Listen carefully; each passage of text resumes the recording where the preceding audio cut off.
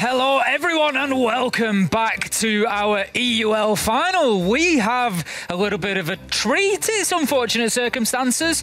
Our Hap, our good friend, is struggling a little bit today with some sore ribs, so we've had to chop and change things a little bit, so you get the treat of an all-British desk. I mean, a treat...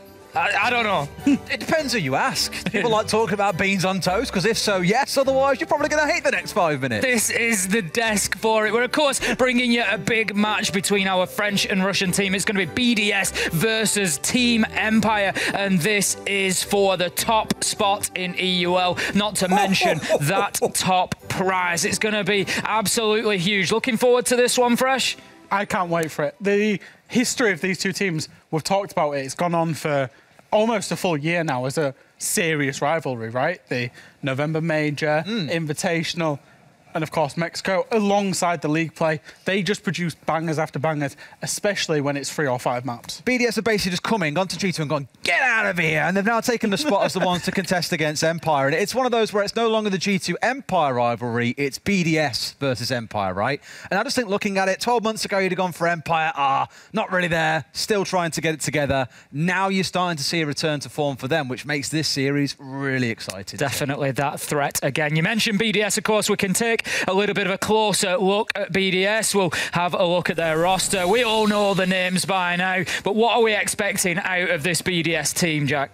We're expecting, I don't know, because they've changed roles, so we don't necessarily know what they're expecting, because they themselves, I think, once they hit Sweden, they potentially hit that kind of peak in whatever roles they were in, where they struggled, and they didn't get groups, they got quarterfinals, they lost in the quarterfinals.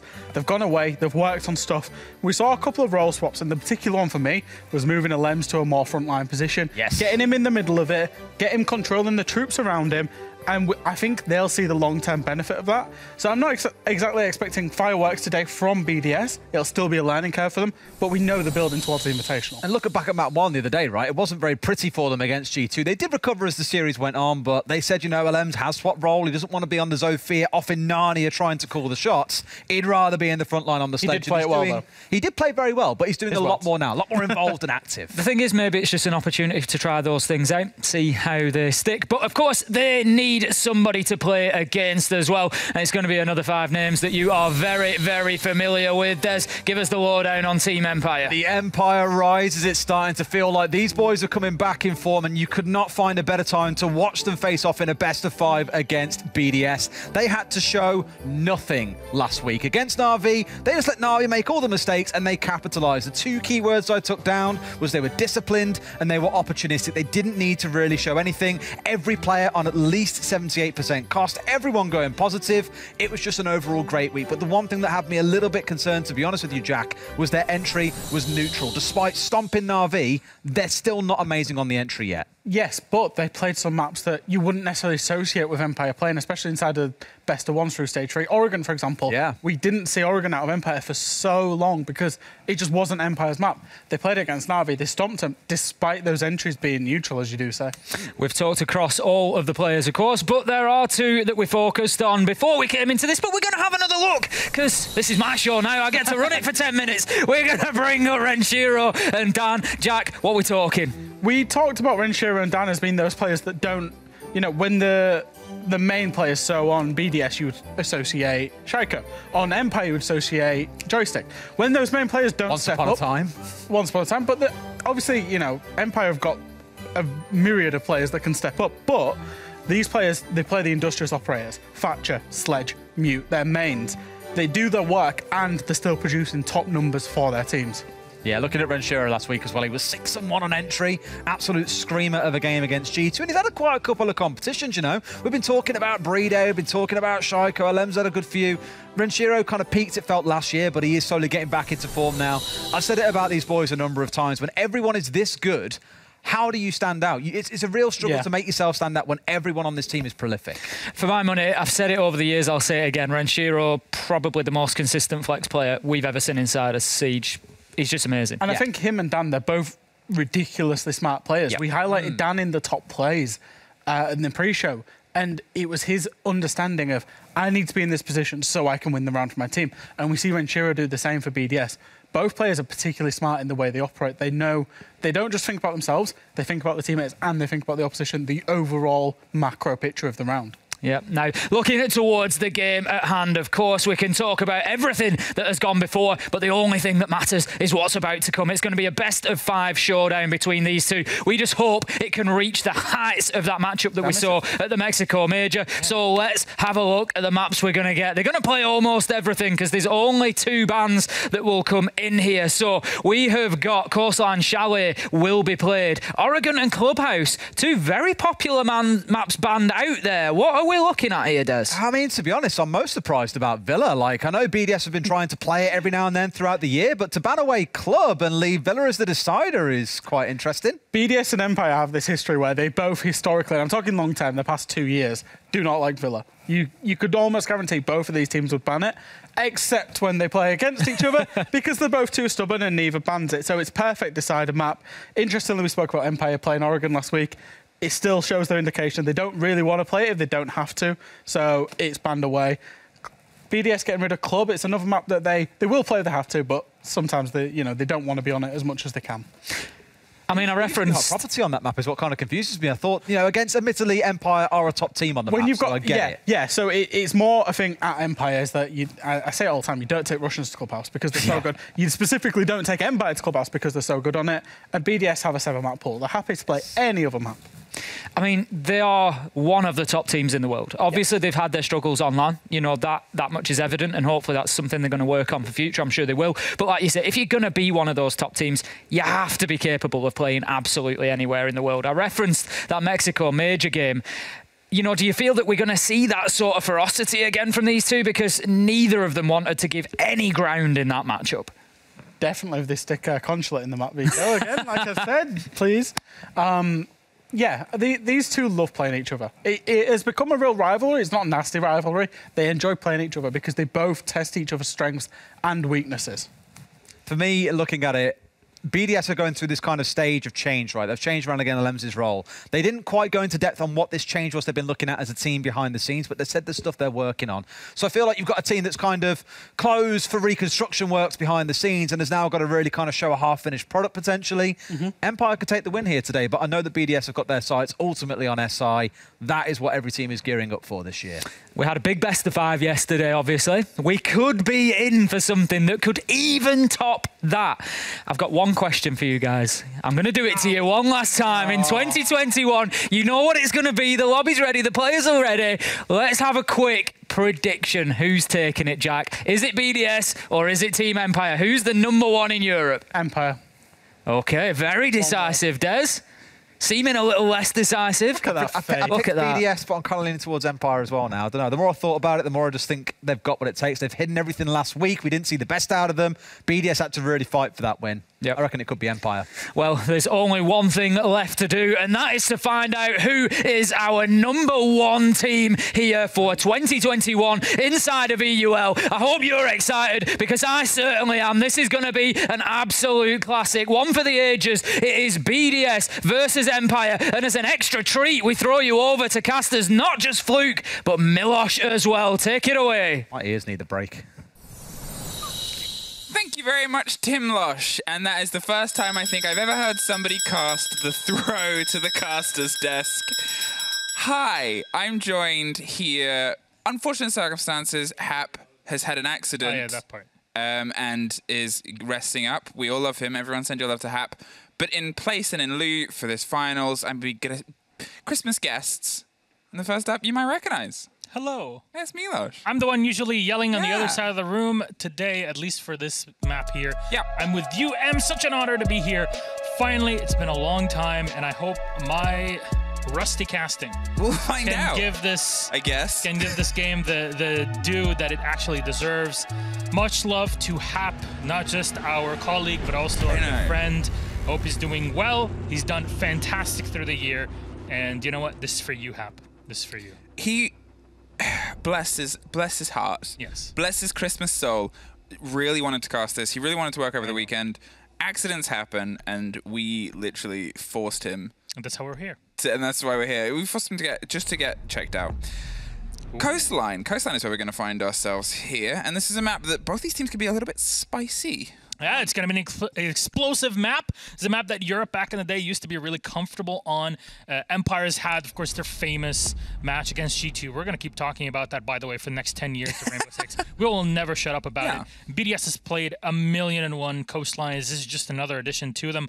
Buck banned out first, then Nomad. This makes sense. You want to reduce the amount of flexibility that attackers can have, because Buck is such a powerful operator. Not only can you do soft breach, but also the hard breach tool, the can opener, as they say. Nomad out to allow you to be more maneuverable around the map. Melusi and Valkyrie banned out just because you want to be also more comfortable. You don't want to be constantly harassed by Melusi's wubs, but all around the map and on site specifically. That billiard stick and even on kitchen can get quite complicated with her in play. And finally, Valkyrie, you don't want to be always, check that. You always feel that somebody's watching you when Valkyrie is available. So take it out, no problem. And now we're heading into it. This is round 1, and we got BDS to go up against Team Empire, the best 2 in Europe, France and Russia, and we're in wintertime.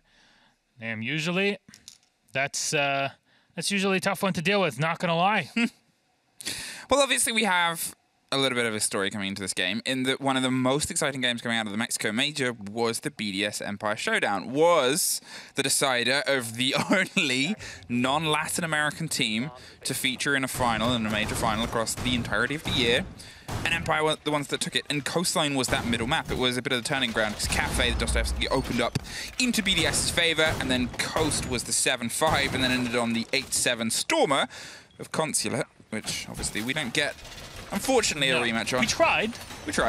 Tried to pull some strings. We unfortunately couldn't get in for this series. That's a heartbreaker. Actually, it's the first time I get to cast Coastline with this quote-unquote new additions and changes that they've had or had added to this map. So there you go. Big shout out, by the way, to our observer Medics, who will be taking us through this map. Now we have him on the line just in case. See standard reinforcements in the lounge and not really much else that is different anyway. Rensher, though, this is the one we're looking at. Extension all the way into the bedroom lounge area with Rensher in. Oh, there he is! Dan is down first, and that's through the drone hole. Renshiro left with just a bit of HP, but Scyther can do a lot on the Finka. One of the things that he cannot do is revive fallen teammates. No, and there's your comparison opener there, Tim, for what you're breaking down on the desk. You wanted to pull anybody, well, they've pulled each other. It's the first card, the first body, and the first fight that happens to start to explode here. Coast is steel.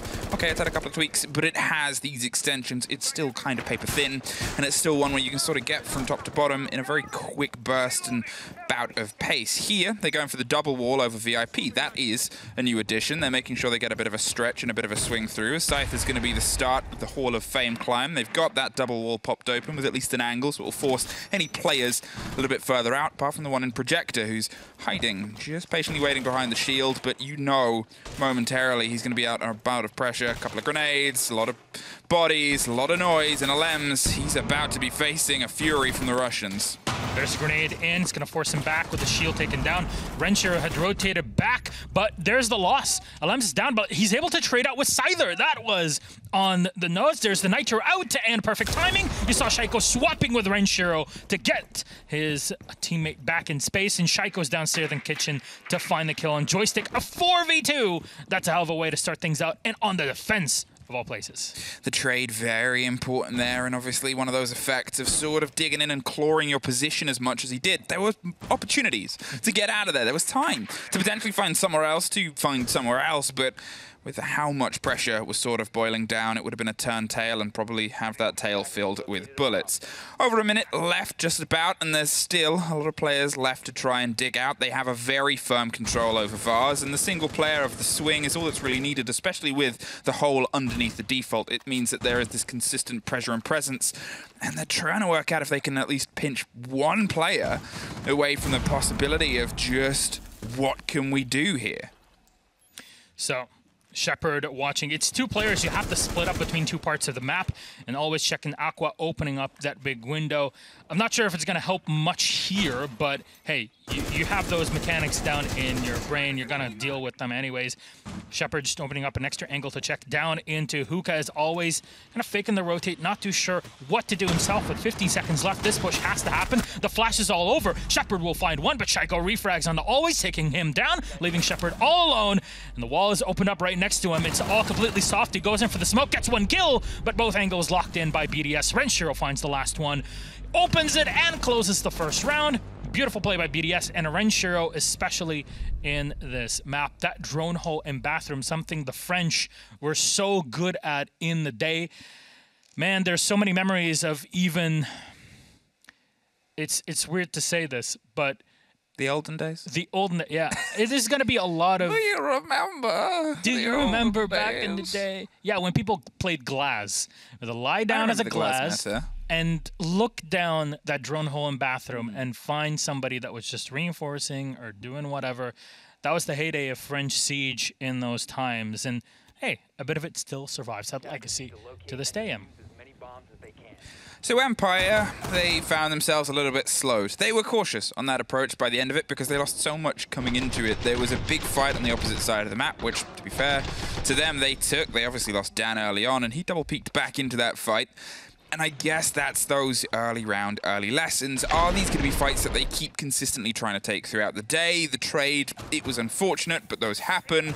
And then obviously losing the man immediately after from the C4, it just sort of showed the chaos that Coastline can offer. It's never really safe anywhere, and that's the big problem with it. And that's the problem that Empire seem to find themselves in, to the point where in the final 20 seconds, they just threw themselves in and actually got deeper than I think they expected to. Yeah, I think your description of Coastline earlier in last round was perfect. It's paper thin. Might be a big map, but it is paper thin. There's a lot of open spaces that you can deal with, and the Oryx is exactly what can use and abuse this. And even though the Oryx, let's be honest, 99.99% of the time in competitive play will never be able to show off the skills that actually exist, the mechanics of the actual operator. The fact that it's always a threat that might happen, that keeps it in your mind. It's like Capcan Trap, where there's Capcan always on the map. You have to constantly keep looking around just in case you walk into one of the traps and you lose 60 of your health points. So always keeping that in the back of your mind means droning and positioning are going to be hyper important here for Empire. Something that they couldn't lock down in the first round. So BDS, what do? They double down on it and bring the extra mobility for the second one. The drones buzzing away across the top. They're going to see if they can get some handle on the potential of the players creeping themselves. It is a bit of a top floor control, and Shaiko's C4 doesn't net the same rewards it has before, but it's opened the door, or at least underneath it. And it gives them that angle on anyone that might try and slip their way through. Renshiro on this role, I know we always sort of cite it as the possibilities of an Oryx, and they're probably better here than on any other map, but at the same time, it's still just possibilities. It's so often caught out, and obviously this time round, the Nomad's gone, sure as it was before, but it still takes a lot of confidence to go for those fights, and you can see BDS, they're kind of suffering on them right now on that desk. I mean, honestly, congrats to Empire. They got onto this top floor and started breaking things open within the first minute of the round.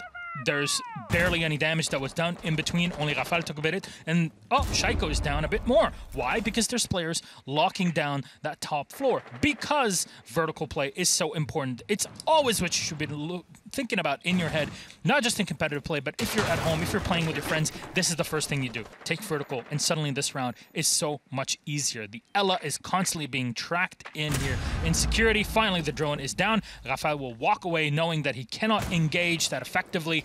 The CZ can do a lot of work up close, but, it's Renshiro to open it up on the joystick. There it is, pushed around, you assume from the back of Aqua to take the fight onto luggage. Joystick was a little bit locked in, and that allows Rafael to actually come a little bit further back into security. They're trying to remove him, because that security extension is such a big play onto that front door.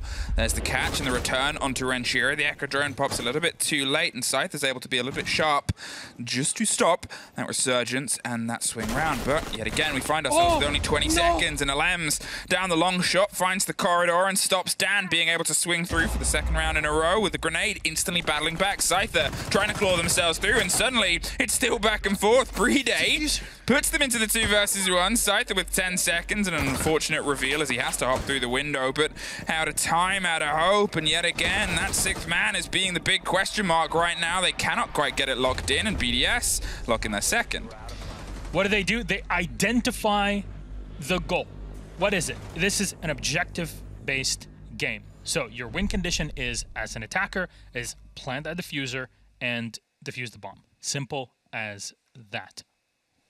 But when you're dropping it out in the open, because the Habana was, you know, they needed to push in and take the gunfight, suddenly you're left with no option. Easy kill there for the Alibi.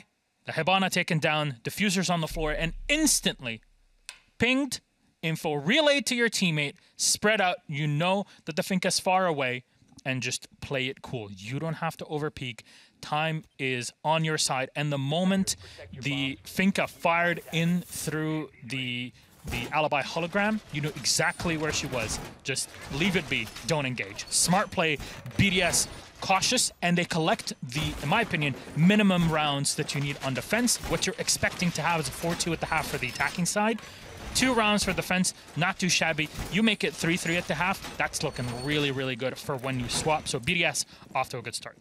It's a cautious approach from Empire, and I think that's a bit of the problem. And I know they were quick to get into the building, but sometimes it's more than just being quick. You've got to actually make use of what you do next. And we've seen plenty of teams and plenty of players over the years be able to get into these positions very quickly. They'll start doing some structural work, but if it's not coming to an avail, if we saw Rafale able to bite back and retake some land, if they're not able to make anything work with that information that they've got, well, that's what Empire were at their worst. That was Empire at the beginning of 2021, in their own words, where they couldn't quite make those marks hit the mark. Look at Dan. Every single time he's going to be walking by through the spawn, he's going to be checking to make sure there's nobody in the bathroom. And that loses you a couple of seconds. A couple of seconds that are extremely important for you on Coastline, where things can go really, really fast. And despite the timing that Empire had in our last round, they could not actually convert their position, a prime stake A5 Wagyu position, into an actual advantage by taking out opponents, because BDS peeled away. And they knew, hey, if you're going to cluster all your players upstairs, we're just not going to care about it. And here, top floor control is also extremely important for the double bars, but defense are going to be more spread out on that top floor. And because of the extra reinforcements, Alem's dipping and dodging through those bullets.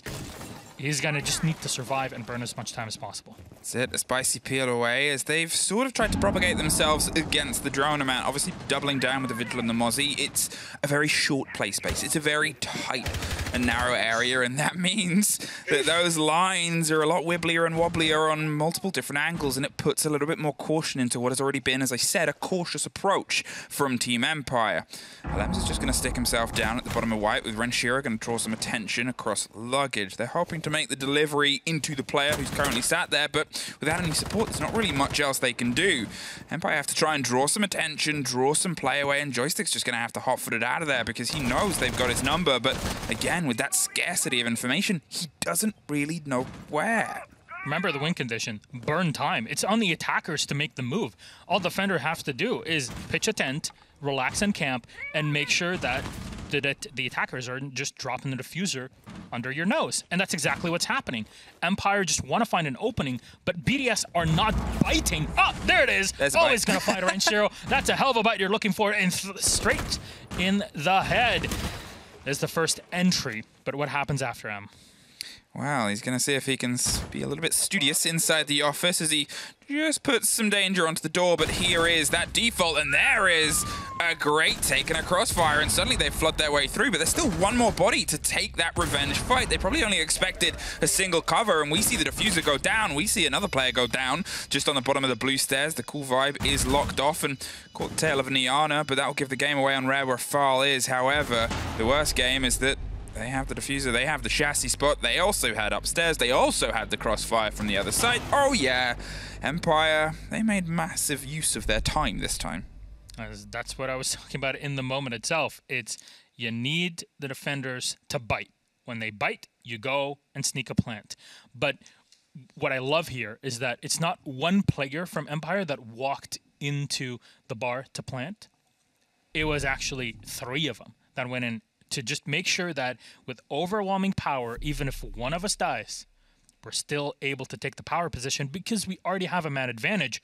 The worst case scenario is we trade and we get a plant down.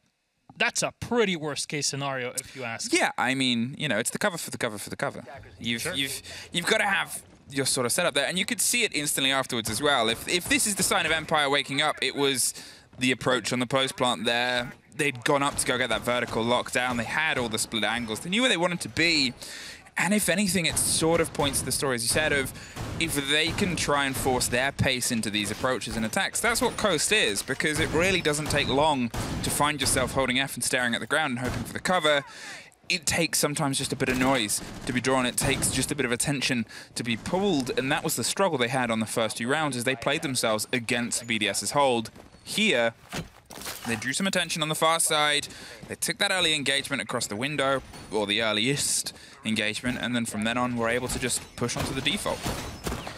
But we go back round onto the loop. We go back round onto Hookah, as we see BDS setting themselves up once again, still with the Mozzie, still with the control of the information. DRX wasn't played on this site before.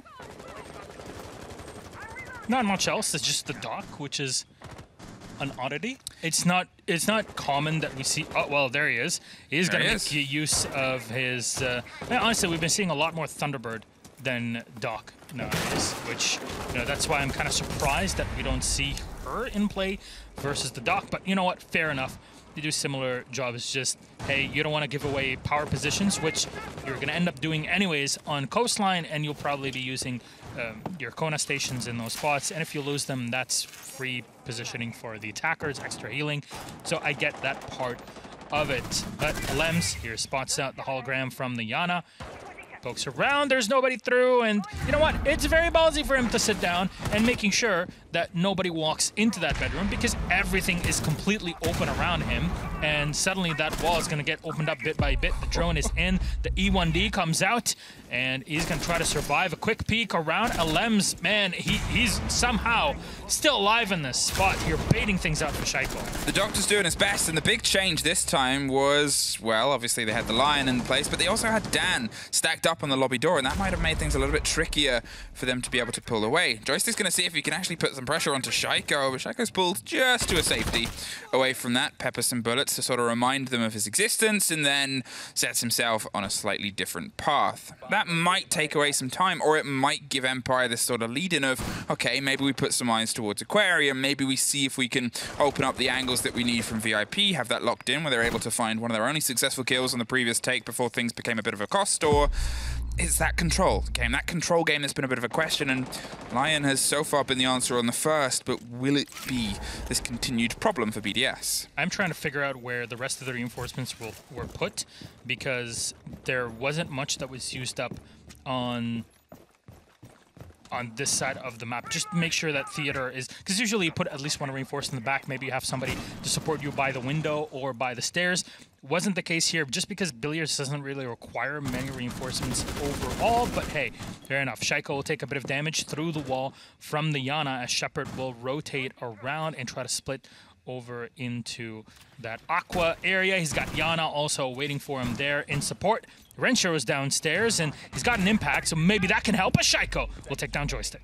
Swings the side, finds the chassis, and the E1D is going to roar out over the top, but Shaiko roars that a little bit louder and in French. Joined by Bride and the cover of Scyther underneath, he's able to at least try and pull something back for the Russians, but unfortunately, not enough. A triple for Shaiko, a lock off on a BDS round, and they guarantee themselves an even half, but I guess at the beginning you would have probably said they want more. Empire is starting to wake up.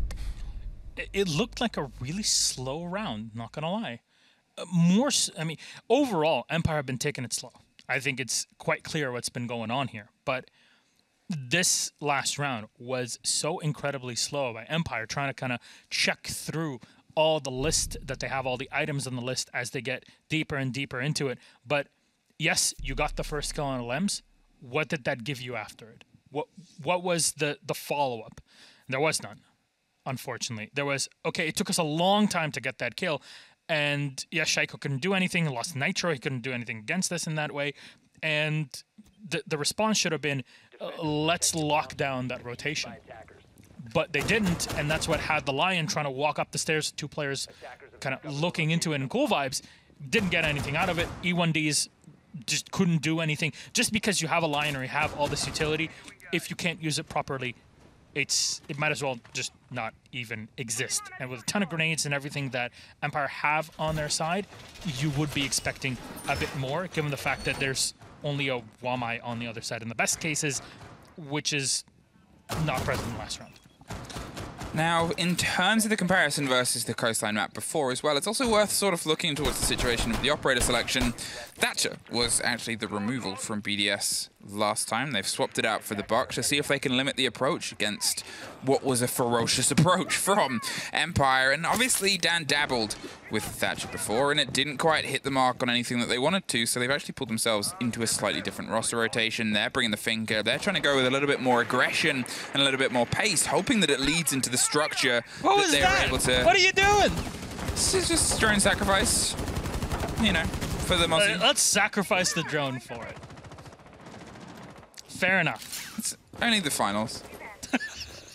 It could be that the Kawana take where they lost 3 drones on that door within like 10 seconds or whatever it was. Look, rewatching that specific moment it gave me an aneurysm. I was watching it even when Dez was reviewing it on his own stream. So fun times. But still, Dan is able to get a kill off of it. Renshiro, yet again, the first to fall, and even faster than we had earlier. Dan getting his first for the game as well, and you're sort of looking at the Empire players that you expect to start to pop off, and they're not really. It's a very aggressive map. You kind of want Joystick there. You want to have Dan's name a few times. He's obviously sort of bounced between a couple of different roles and finds himself moving between the frag roles and not throughout the game. But at the same time, always in this sort of situation is this consistency. He's this player that for such a long time was that Empire player, even in the sort of darkest days that kept the fight up. Joystick with the pre-fire fight against the first finds Alems. The drone had just enough intel to be able to call out the location. Bride's going to see if he can move into the territory, but that drone sort of says no. Pushes him back, has to retake the top of Cool Vibes. So Bride now lying down on the floor, knowing that always around the corner, actually 2 players that are sitting on, one in Hoka and downstairs. Also, they could pinch him, but utility is always the best thing to do. If you can use a grenade and get a kill off it, that would be great. A lot of damage done to Bride, and there's the finisher. Always a great spot here to get the kill and continue opening things up here for the team. Shepard is already in. He's going in for the plant. Does he wait the nitro? No, he does not. It blasts it out the window. Habana, you're out. Shaiko is now watching, and they got free reign on that diffuser. That's an explosive way to get this one started. Rafael knows what's up. He turns around, does a lot of damage to his opponent, but even with that kill, it's still a 4v2 and a 4v1 now. Advantage for Empire. Scyther rounds the corner. Rafael is down, but we at least got a beautiful ride onto our show here. It's a fiesta. A fiesta? It's a fiesta. Oh, it's wow. the Cirque du Soleil as Hibana bounced out the window. What a beautiful show of gymnastics. I could only imagine how chaotic a Cirque du Soleil with the Rainbow Six operators would be. I feel Oryx would definitely be a big part of it, I think. Yes. His whole thing, genuinely, his whole ability is I go to the gym. Yeah, loves the gym. Yeah. And loves standing outside of fortresses in the desert. As one I does. read the law. As one does. And it is still the fortress of our good old Qaed. That, he's not that here. What's his name? Do you know what his family name is? Oh, no, I don't read that much Yeah, lore. you said you read lore. I know. Yeah, I only read the lore on Twitter, so it's probably wrong. It's just like I read fan fiction. It's Al-Fasi. There you go. There you go. Al-Fasi. I don't know many of their actual names, actually. Me neither, but that's the one I know. So, gotcha there. Backed into a corner. Always got to watch out. And it's Team Empire that's got to watch out here because 4-2 at the half for BDS is not going to look pretty. That's for sure. Now, what's the change for BDS? They're bringing out the Mute in this round and the Wamai Jaeger realizing that, hey, if Empire are so hell-bent on taking that vertical control, then we might as well bring 2 ops that can help us with it. There's the opener from Joystick here onto a Lems. Well done, Emmy. It's everything I wanted from Empire. And I think Watch this. Watch it. Watch it. Oh, Come on! He's gone. He's out of here. Beautiful. Get out of here. Get out of here. It's everything I wanted from Empire. It's everything I wanted, and it's everything that they've sort of structured themselves towards. As I said, they started with the Thatcher. They started with what was a more traditional coast take, which is a little bit of a slow take at some points, and a very structured Empire take here. And I think they need to lean into the chaos of this game, which they started to do. Dan's obviously juggled a couple of different operators, but all of them are leaning more into a more imminent firefight. They're trying to put the pressure back onto BDS, and it's worked. And that's what I mean with that sort of, you know, the last time we were in Hooker, it could have been a little bit back and forth, but it was still better from Empire. And if they can build themselves to an even half here and carry some of that energy onto their defense, they might be able to find just that little bit of sharpness to try and put some of the pressure back into Coast. Obviously, this is where I believe they wanted to go as well. This was their sort of opt and option, and okay, sure, SI might be round the corner, but you still want to go in, because how many times have these two teams been the top 2 teams of EU this year? Like, all the time?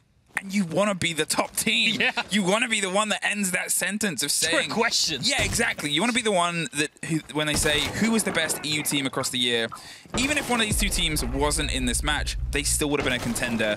Now they can prove it. 50,000 euros on the line. The number 1 team will get that amount of cash and a beautiful trophy. 50,000 euros in rubles is a lot of money, so Empire would love to have a chunk of that. They have to get through BDS, who, you know what, look pretty darn good here at the start. Good damage exchange, and actually Dan take it down quite low. There's the grenade in. It'll bounce right into the bottom of Cool Vibes. Nothing will be found. E1D is out, and Dan's still watching because they know that there's the Wamai around the corner. There's, though, the kill. Alem's taken down, but Rafal will shoot down Joystick. In the meantime, a 1-to-1 trade here between the two players. Not too bad of a trade. And Dan, realizing what he's up against, it's a long angle, still goes for the attempt, but calms down for a moment. 45 seconds left.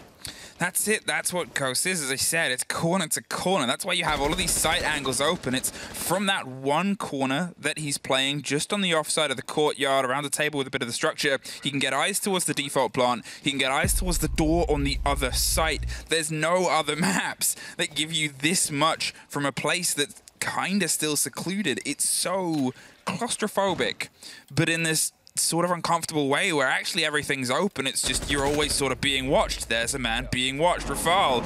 And once again, he can now swing to a new potential place. Down on the door gives his impression away. Rafal gets a bit of a response and revenge. And while it's fair enough for him on the turn of the half, it's a BDS 4-2. And they've at least been able to sort of cement this opener as theirs. And that's what the fear was. Empire, you cannot let it slip. You're on the attacking side. I say that, however, looking back at earlier today, by the way, spoilers! I just want to make it clear for everybody because I know some people do not like to be spoiled. Fair enough. I'll give you the space. I'm very accommodating in that way. You're so lovely. Lovely. Lovely. I'm lovely. You're lovely. Lovely. Absolutely lovely. Apparently I did the worst impression of Tim earlier, yesterday, and I've got to work on it, so... Keep it going. I will. Yeah, it's... Okay, this is enough spoiler-free time. There was a result earlier. Yes, there was a result earlier where we had G2 and Na'Vi that went to Chalet and Bank, two maps that we usually associate with the attacking side. However, those two actually started off fairly defensive-sided at the half, stood around 4-2 each. Not too shabby. So, hey, who knows? Maybe things would flip over in this series. We are on map 1 right now. On Coast, we'll move on to Chalet after this. BDS has swapped over to the attacking side, with Empire picking Hookah as the first site. Definitely not unusual. It is the default site for pretty much every single team. Aside from BDS, it gives you so much flexibility. You can extend all the way through into lounge or even into this cinema room as the media room, so which is exactly what you see Empire doing right now, with the Aruni passive. She punches through those walls and opens things up, and we know how powerful Aruni can be with the flexibility her kit allows her to have. There's the poke, and he's going to be checking into the spawn. The Lamborghini doorway! Lamborghini doorway. Let's go. Zoom. There's Max Verstappen. So. There he is, celebrating. Yeah. A win that we've already Hamilton did not want to join this event either. Talking of being set off, There goes Chapter. Rafal is trying to find its way through onto blue. As I said, it's still these long angles whether your attacks or defenders. Lems and Scyther are the ones to find one apiece. A very important C4 there because it shut the door on this approach. Joystick's able to at least put more pressure back into them, and suddenly that BDS approach that looked like it was on the teetering edge of tottering into the site goes a bit limp. It cannot quite find that momentum after those couple of losses, and now they've got to recheck everything. And on this map, that's a very cautious and time-consuming play. Oh, there it is, 2 though. 1 by the next. Shaiko and Rafal will find Dan and Scyther respectively. And there's still Nitrocell on the line here with Joystick. He's low on HP, but if he's in the right position, that can do a lot of work. He's actually getting quite aggressive, and he's going to find the kill to watch over the diffuser. Ballsy plays. When you're in a 3v2 and you're low on HP, you need to use every advantage, and sometimes players will go for plays like that. Because he's watching that diffuser, he can be comfortable with it, but Shaiko finds the head of always, and he's got to be careful here in maneuvering between the two sites as Joystick gets another, makes it a 3K for himself, and turns to a 1v1.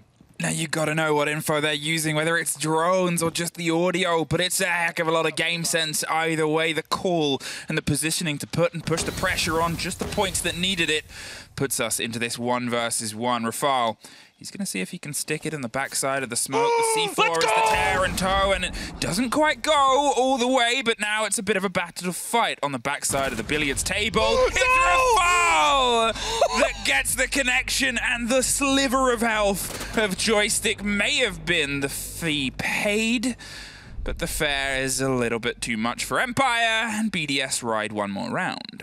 That was such a close one, and honestly, from a player we don't get to talk about so much, it's Rafal, a player that in his support role does everything well. This is the kind of the problem when you're, especially in Rafal's position, it's not like you're the hard support, you know, like Bride, but when you're this kind of flex support, more into the support side, you don't usually get talked about just because when you're doing well, the whole team is doing well, and you can't really see what's going on. In this case, the gunner actually does it. Everybody starts off as, you could hear it from Goga, Fabian, Pengu in the day, everybody starts off as an Ash main and then slowly progresses into, hey, I'm going to diversify my roles. That's what happened. It's called aging. Yeah, we got old. Young gunners hey, versus... Our birthdays are in... I know, you and I have birthdays a day apart from each other. Yeah, my birthday's Tuesday. It's on a Tuesday. Your birthday's on a Tuesday? Yeah, and yours is on a Wednesday, so it's happy time. Yes, my birthday's on a Wednesday. I'm very... Siege is happening, that's more exciting. That's true. Plus, never this is advice to future parents out there. Yeah. Try not having kids that, you know, are born in the holidays. Terrible time for them. For you save a lot of cash on gifts, so there you go. Yeah, you do, actually. Financially sound. 5-2. What isn't sound right now is Empire, because it's not been as runaway as the first couple of rounds would have suggested. Obviously, coming down to a 1 versus 1 is as tight as it can get, especially with the work that Joystick was doing. And as I sort of said around the turn of the half, they're the players that you want to see step up into this showdown. They're the players that need to step up into a map like Coast, because not only is it an aggressive map and at some points a hyper-aggressive map, but this first map is going to set the pace for the next couple. Until you start to hit that destruction, it's going to be that drive. Look at the dedication to making sure this wall never gets open. 3 ADSs, a Rooney, and the whole shebang are just throwing in. Those ADSs are doing work. And another one copped in. All the grenades being wasted 1 by 1, and the mute jammer cannot be taken away. Was the Twitch able to destroy the jammer? I don't think so. Oh, Rensher is going to take it into his own hands. Joystick walks in and gets taken out. Shaiko with another, but it's a refrag from always onto a Lems, and suddenly turns to a 4v3 with the smoke trying to hold down the fort until his teammates come back to support. Actually sort of ludicrous there. When you've run out of things to throw Renshiro. and it works. And it pulls off the kill. They still couldn't get the wall open, and it was a split second away. You actually saw the frag as Shaiko sees the frag onto Scyther and gets a little bit more of a momentum on the kitchen side. You saw it bounce around. If it was cooked for a split second longer, it would have taken out everything in that corner. In the meantime, though, Shaiko is taking out everything in every corner. Rafal suffers a little bit against something. I'm not entirely sure where that's just happened, but with always having a lot of time, he's just going to find Shaiko. It gives the game away, and Rafal puts BDS on map point. And that F2 is doing just so much work for Rafal in this case. Understandable. We've seen Twitch do a lot of work today in our first matchup. Highly recommend you go back and watch it because it's going to be a bit of a dry spell, at least in between the SI qualifiers. And hey, it's time to look back at what happened in EUL and NAL and learn from the different regions. One of those things that you should probably be learning is, how do I play Twitch better? Because Twitch is so much stronger than what she was even a few months ago. Having an extra drone in the prep phase, having your 2 drones that you can leave into the round, it gives you a lot of flexibility, infinite range on your ability as well with the drone. You can snipe utility from miles away, and it's beautiful to see how such a big drone can just be maneuvered around the map, psyching out. That's the coolest thing. Yes. Like an old RC car. Honestly, I am surprised at just the motor that. It's a feat of engineering. Genuinely so. It is over 100 miles of cable, or whatever the thing she says. She says something like that. Does she? Yeah, about how much cable's in it. 100 miles of cable. I don't know. First up, 100 miles. Not something a Frenchman would be saying, but fair enough. I'll give you that one. Well. Kilometers. You could wrap the Eiffel Tower in the cables that are inside. 6-2, Empire, this is your sort of map, and this is not your sort of map so far. BDS have been really good, and I think it's one of the things where Coastline was always going to be who was hotter. If you have a longer showdown and you have Coastline at the top, Coastline is going to define itself based on who has woken up more at the beginning of the showdown, which Empire hadn't. And as I said, they had a bit of sharpness at the turn of the half. They still have some of that, but BDS have also grown. BDS have also cooked up into this game a little bit more. Those swings, Renshiro flinging himself around the corner to find the fight against Joystick, who is waiting for just that fight. That is the prime example of just who has come into this a little bit hotter. And you can tell that BDS are just looking good into this. They're confident in their gunfights. To take this sort of play, this sort of engagement, that requires a lot of confidence in yourself and in your teammates. Rafal's drone will be destroyed. It gives the alert that, hey, there is an opponent right next to you to deal with by the doorway. Inside there's going to be checking through the hallways. There's nobody around in there. It's still a 5v5 with Dan having taken a bit of damage there, but there's the entry always onto Rafal, finally shutting down that Twitch and one of the flanks being completely closed off. That's the Lamborghini down and dusted. Other supercar manufacturers are available. Yes. Yes, they are. For all the supercar buyers out there. Well, there is a double for always. And again, if we're going to highlight Joystick as a player that you sort of want to see step up, there's always that you want to see step up to. Scythe has been a good consistency leading on to a great consistency as he finds another 2 for his tally and locking off on a flawless round. It's kind of that perfect little moment now for Empire to sort of try and retake some of this pace. Okay, they've got to do it every single round, at least define it, but here, there's no better start. They're definitely getting confident. This is the thing with Empire and longer series, that they need a moment to kind of wake up into, and you can arguably say that this is the case for both of these teams. In this case, they're warming up. It's 6-3, and they've finally woken up. Maybe too little, too late. Who knows? We still have a few rounds to figure out if this goes to overtime anyways, in which case Empire can defend their position, at least for this very first map in the series. That's it. It's a best of 5. Hey, when do we have a best of 5 at this? So it was yesterday. Oh, yeah, it's true. Spoiler alert, if you don't want to know what happened yesterday. 3, 2, 1. The first 2 maps went one way. What happened on the other 3? They went a certain way that is the opposite. Oh yeah, reverse sweep. You know, what they say is for every action, yeah, there is an equal and opposite reaction, and sometimes that equality is a bit more to one side than the other, which renders it moot because it's not equality at that point, is it? It's inequality. Ah, you're following the physics class. That's exactly what we had. I know. Well, here, everything is added in, everything's transforming, and nothing is disappearing. We're just brushing up on our chemistry at the same time. It's finals before going to holidays. Geo with her like physics degree. Geo is on another really level. mad at me right now. She is so much more intelligent than I'll ever be in that way, so understandable. Well, 5v5 to start things out, and we see a Mira being bred up here for Empire. Unusual, I have to say.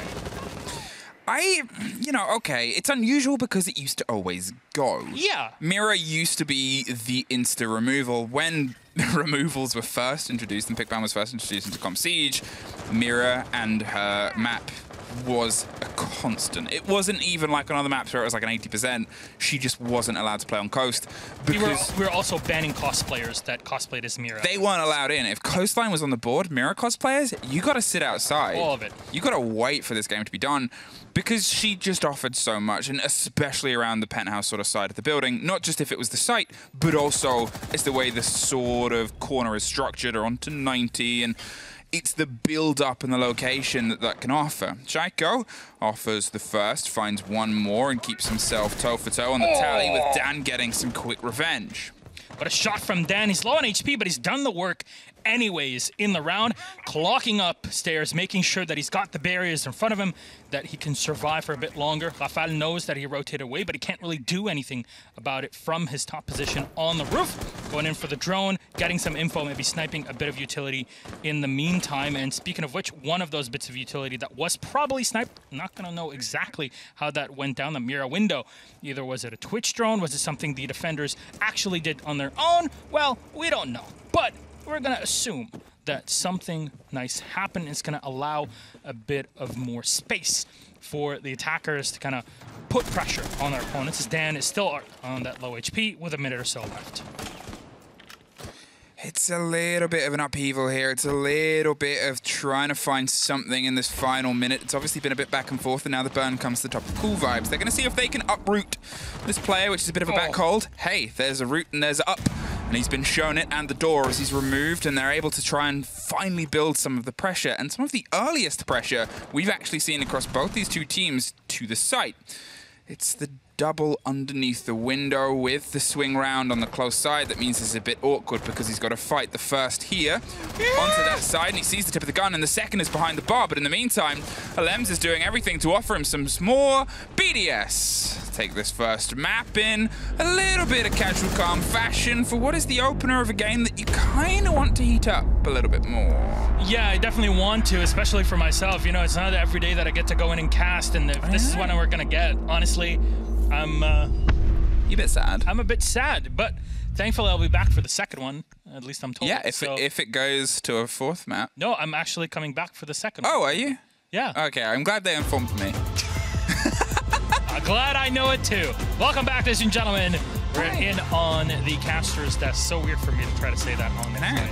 It is quite pretty here. Thank you. It's mostly M, but we try our best here. And you know who did try their best? Empire. And it still wasn't enough. Coastline, hell of an opener here for BDS. And they land the requisite shots. Disagree. I don't think that was Empire's best. I think they have more to show. I think this is the start of hopefully a little bit more of a spicier best of 5. That was their map, but I think that's a wake-up call. And we're going to see if that's something that the desk agrees with. After a very quick break, we'll see you for more.